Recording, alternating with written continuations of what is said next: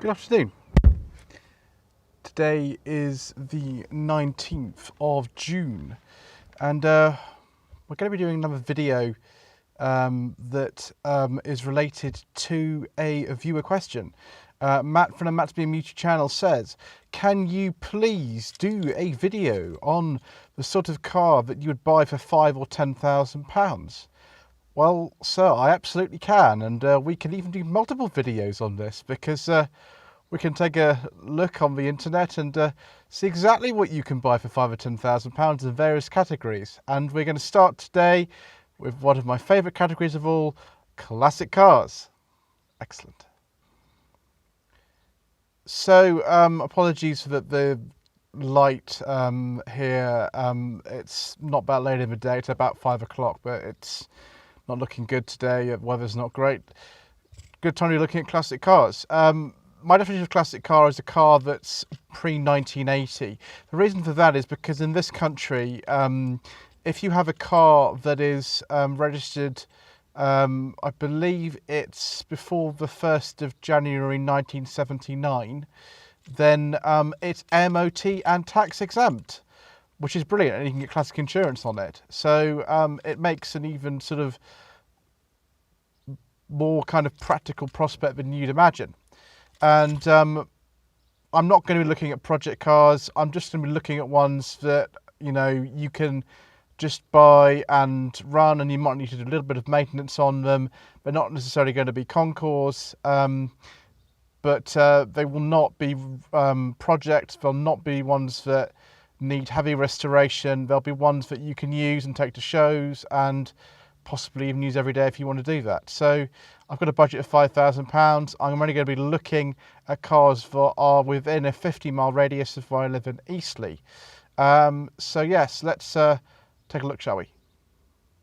First of all, I have found a 1977 Triumph 2500S. It's got actually an MOT, but it doesn't need one, and it has done 91,000 miles from new. It's got the correct alloy wheels on it. It's the twin carb, so it doesn't got the troublesome fuel injection on it. And this car looks absolutely beautiful. Now, I'm not giving recommendations of the cars that I think you should buy because they're going to go up in value or because they're necessarily good, reliable cars, because most classic cars aren't that reliable a lot of the time. Unless you know what you're doing, you're sort of James Coleman or something. They're cars that I would just buy because I want to own them, and this is definitely a car that I want to own. I'll put a link in the description below if you want to take a look as well. This one looks beautiful. It's up for £4,750. Next, we have another 70s British classic. This is a 1979, I believe. Yeah, it's a 79 MG Midget 1500. It's going to be MOT exempt soon, but it's not quite there, but I'm going to let that pass anyway. I'm just going to say as well, because I'm looking at some cars on eBay today, I'm not looking at cars that haven't completed auctions and things like that. I'm looking at ones that are actually advertised as classified adverts or on Buy It Now, because it's all very well looking at an advert and saying that car is on at £3,000 at the moment, but you don't know what it's going to end on. So I'm only looking at the cars that I know the owner will take less than £5,000 for. This one is 34,000 miles from new. It is a sort of lovely British racing green colour. It's a 1500 midget, which is the last type they made, the rubber bumper model. The car does have some issues. There is a split in the hood and things like that.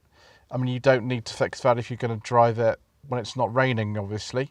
But yes, that looks very nice indeed. It might be a little bit small for the larger person, but it's certainly something that I would be very tempted to try out myself.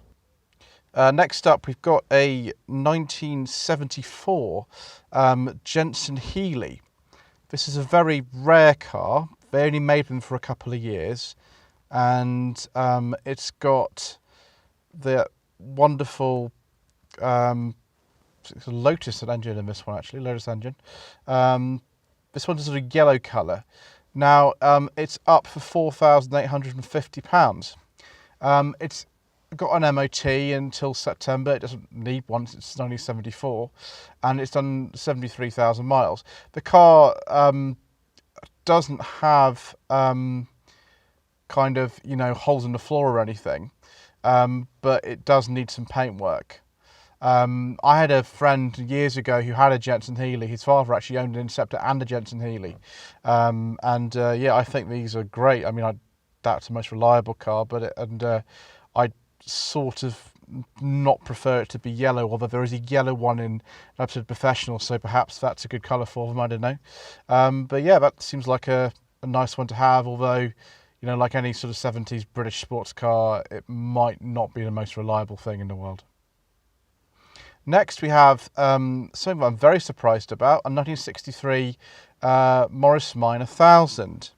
I believe this will be the 1098cc version. It is tax and MOT exempt, but it had an MOT in May, and it's passed with no advisories. It's got reconditioned engine in it, and a new timing chain. It's got unloaded cylinder head. The car's only done 50,000 miles. And it's up for £3,995. When I can't really believe that. I mean, it's a sort of interesting colour. It's kind of like a sort of purple colour. My mother used to have one of these. She had a 58 Minor 1000. Have a 998cc engine. Or was it 948? 948, sorry. 948cc engine. This is the 1098. So it's the sort of later model. Two-door. It actually doesn't look too bad. I mean, it's not perfect or anything, but I think for £4,000, this is looking pretty good. I mean, you don't need an MOT, you don't need tax. It's a classic car, and it's reasonable to get parts of these as well. So, yeah, why not? Nice little Morris Minor.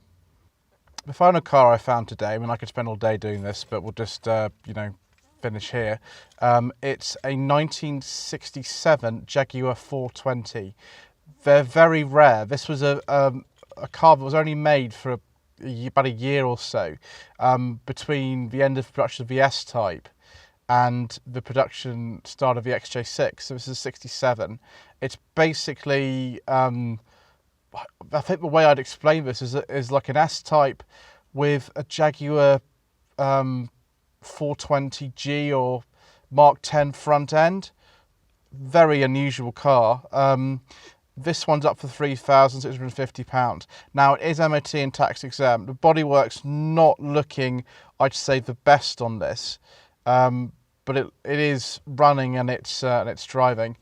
Yeah, for the money, I don't think this is too bad. It's actually a manual as well. Most of them were automatic, I think. And it's got overdrive as well. That's probably something I'd have to get sort of looked at a bit more professionally if I was going to keep it, but yeah, it's only £3,650. I love all these British classics.